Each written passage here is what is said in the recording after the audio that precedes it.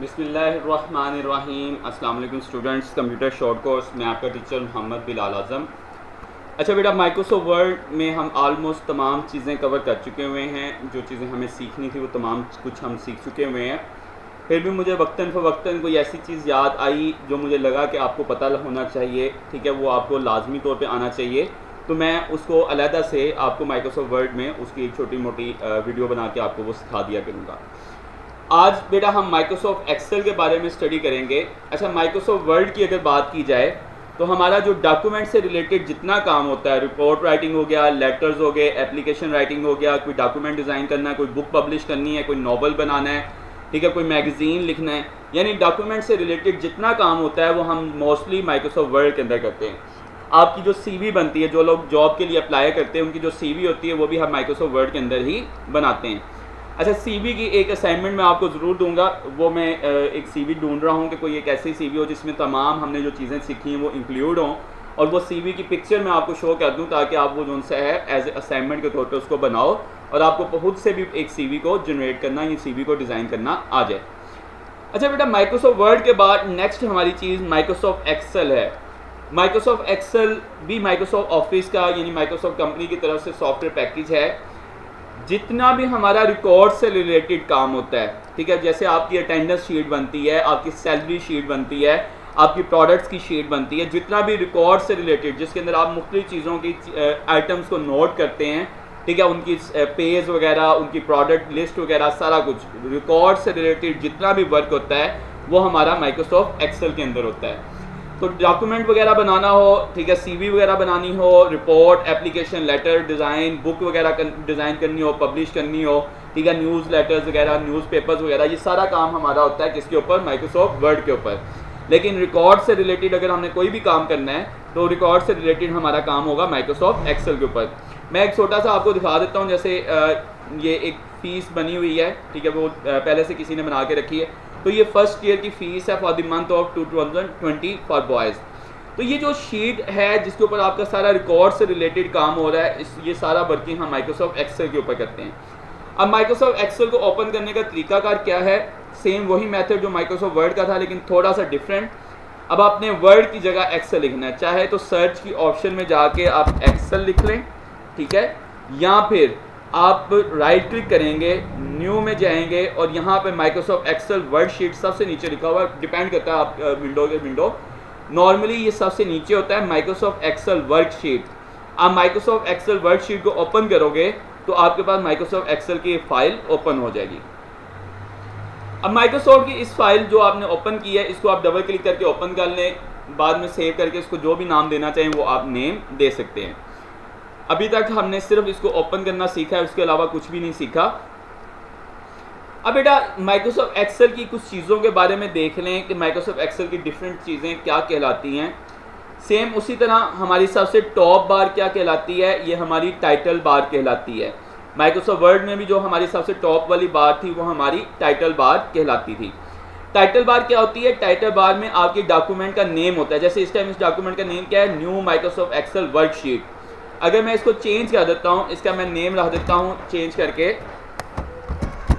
Excel work, तो अब क्या बना है? ये इसका टाइटल, इसको मैं ओपन करूँगा तो टाइटल बार के अंदर इसका नेम आ रहा है कि एक्सेल वर्क इसका नेम है। फिर बेटा, माइक्रोसॉफ्ट वर्ड की तरह सेम हमारी मेन्यू बार्स हैं। मेन्यू बार्स में हमारे पास सेम उसी तरह टैब है, होम टैब है, इंसर्ट टैब है, पेज लेआउट टैब है, फार्मूलाज का टैब है, डाटा टैब है, रिव्यू टैब है, व्यू टैब है। इसके अलावा हमारी स्क्रॉल बार है। स्क्रॉल बार किस मकसद के लिए इस्तेमाल होती है? अगर आपका डॉक्यूमेंट जो है वो पेज वाइज ऊपर से नीचे लेंथी में है, लेंथ में ज़्यादा है, तो आप इसको स्क्रॉल कर सकते हो, ऊपर से नीचे लेकर जा सकते हो, या इसको लेफ़्ट और राइट स्क्रॉल कर सकते हो कि अगर आपने लेफ़्ट से राइट साइड पर कॉलम बहुत ज़्यादा ऐड किए हैं तो आप इसको लेफ़्ट से राइट साइड पर लेकर जा सकते हैं। फिर बेटा, माइक्रोसॉफ्ट एक्सेल की बात की जाए तो माइक्रोसॉफ्ट एक्सेल में हमारा ये टेबल नुमा होता है। हम अगर रिकॉर्ड्स भी बना रहे हो तो हम किस तरह करते हैं? हम कॉलम्स बना लेते हैं। कॉलम्स, छोटे छोटे कॉलम्स हम डिवाइड कर देते हैं और कॉलम्स के नीचे हम जब रोज़ की शक्ल में उनका डाटा लिख देते हैं तो वो हमारा एक रिकॉर्ड बन जाता है, यहाँ एक टेबल बन जाता है। यहाँ पे बेटा एक छोटी सी बात बतानी थी कि अभी से पहले हम बात करते हैं कि ये टेबल का एक खाना है, ये एक छोटा सा खाना है, या ये टेबल का ब्लॉक है, या ये टेबल का खाना है, इसको आप कोई भी नाम देते रहो। माइक्रोसॉफ्ट वर्ड हो या माइक्रोसॉफ्ट एक्सेल हो, हम इसको कभी भी खाना नहीं कहेंगे, कभी भी ब्लॉक नहीं कहेंगे, कभी भी डिब्बा नहीं कहेंगे। हम इसको एक ख़ास नाम देते हैं, वो नाम क्या है? सेल का। सेल क्या चीज़ है? सेल हम कहते हैं कि जहाँ पे आपका एक कॉलम और एक रो आके आपस में इंटरसेक्ट करती है, आपस में मिल जाती है, उस पोर्शन को हम सेल कहते हैं। मिसाल के तौर पर ये वाला सेल, ये वाला सेल, ये वाला सेल और ये तमाम आपके सेल्स हैं। जितने जितने आपको छोटे छोटे ब्लॉक्स नज़र आ रहे हैं, ये तमाम आपके क्या हैं? ये एक सेल की मानद हैं। सेल उर्दू, अगर इसको उर्दू में ट्रांसलेट करें तो जैसे खुलिया होता है, खुलिया होते हैं छोटे छोटे पोर्शंस, ठीक है। ह्यूमन कई सेल से बन के मिल के बना हुआ है, यानी छोटे छोटे पोर्शंस, छोटे छोटे खुलिये से मिलकर बना हुआ है। अच्छा बेटा, जब भी आपसे कोई बात करेगा कि सेल, फलाने सेल के अंदर ये वाली वैल्यू एंटर कर दो, फलाने सेल के अंदर ये वाली वैल्यू एंटर कर दो, अब फलाना तो कोई लफ्ज़ नहीं है, आप क्या कहोगे? फलाने से क्या मुराद है, यानी कहाँ पर एंटर किया जाए? तो बेटा हर सेल का कोई ना कोई एड्रेस है। देखो जब कॉलोनी बनाई जाती है तो कॉलोनी को बेशक स्ट्रीट्स के अंदर, हाउस के अंदर डिवाइड किया जाता है, लेकिन हर घर का कोई ना कोई एड्रेस होता है जिसके उसकी पहचान होती है। स्ट्रीट नंबर 2 हाउस नंबर 5, ठीक है। Street number 3 house number 6, street number 7 house number 5। अब हाउस नंबर 5 बेशक ज़रूर है, लेकिन स्ट्रीट नंबर 3 का हाउस नंबर 5 कुछ और होगा, स्ट्रीट नंबर 7 का हाउस नंबर 5 कुछ और होगा। तो इसी तरह बेटा हमारे सेल के भी सेल एड्रेस होते हैं। और सेल एड्रेस किस तरह बनता है? सेल एड्रेस हम कहते हैं कि हम ऊपर से कॉलम को देखेंगे, यानी कॉलम और प्लस रो का नंबर अगर आप इकट्ठा लिख दोगे तो वो क्या बन जाएगा? सेल एड्रेस बन जाएगा।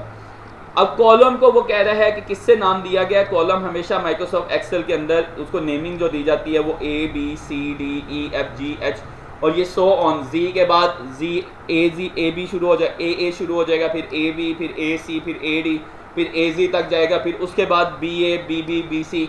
ये आपकी इस तरह की काउंटिंग ABC की शक्ल में ये आपकी चलती रहेगी। इसी तरह बेटा अगर हम रोज़ को देखें तो रोज़ के साथ आपकी नंबरिंग की गई है 1 2 3 4 5 6 7 8, ये भी सो ऑन आपकी चलती जाती है। ये कहाँ तक जाती है उसको हम बाद में डिस्कस करेंगे। अभी तक के लिए सिर्फ इतना कि जो माइक्रोसॉफ्ट एक्सेल में हमारे कॉलम होते हैं, ठीक है, उन कॉलम्स को हम ABC के साथ जाहिर करते हैं और जो हमारी रोज़ होती हैं उनको हम 1 2 3 4 के साथ जाहिर करते हैं।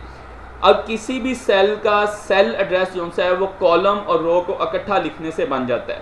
अगर मैं बात करूं तो इसका सेल एड्रेस क्या बनेगा? यहाँ से F और यहाँ से 7, तो इसका सेल एड्रेस क्या बन रहा है? F7। तो यहाँ पे साइड पे आपको ये नज़र भी आ रहा है, ये नेम ऑफ द बॉक्स क्या है? F7। इसी तरह अगर इधर मैं बात करूं तो देखने का सेल एड्रेस निकालने का तरीकाकार क्या है? ऊपर से आपने कॉलम नेम देखना है, इधर से आपने रो का नेम देखना है। कॉलम नेम E है और रो नेम क्या है? 14। तो सेल एड्रेस क्या बन गया? E14। यहाँ पे आप देखो तो ये E14 है। अब आपके लिए बात करना आसान होगा। अब आप ये नहीं कहोगे फलाने सेल के अंदर, आप कहोगे F15 के अंदर वैल्यू पुट कर दो। तो अगले को पता है कि F15 क्या है, ये F है और यहाँ से ये आपका 15। तो आप यहाँ से जल्दी सर कौन सी वैल्यू एंटर करनी, वो कहेगा 65 एंटर कर दो F15 के अंदर। तो आपके लिए कितना आसान हो गया। आपको सेल एड्रेस सिर्फ इस मकसद के लिए नहीं इस्तेमाल होता, इसके और कई मकासद हैं। खैर अभी तक बेटा जो हमने पढ़ा है, हमने कहा कि आपके ये एक्सेल की जो सारी शीट है, ठीक है, ये वर्कशीट है, इस वर्क करने काम करने की शीट, ये सारी वर्कशीट जौन सी है ये आपके डिफरेंट सेल्स का मजमुआ होती है, कम्बिनेशन ऑफ सेल्स होती है।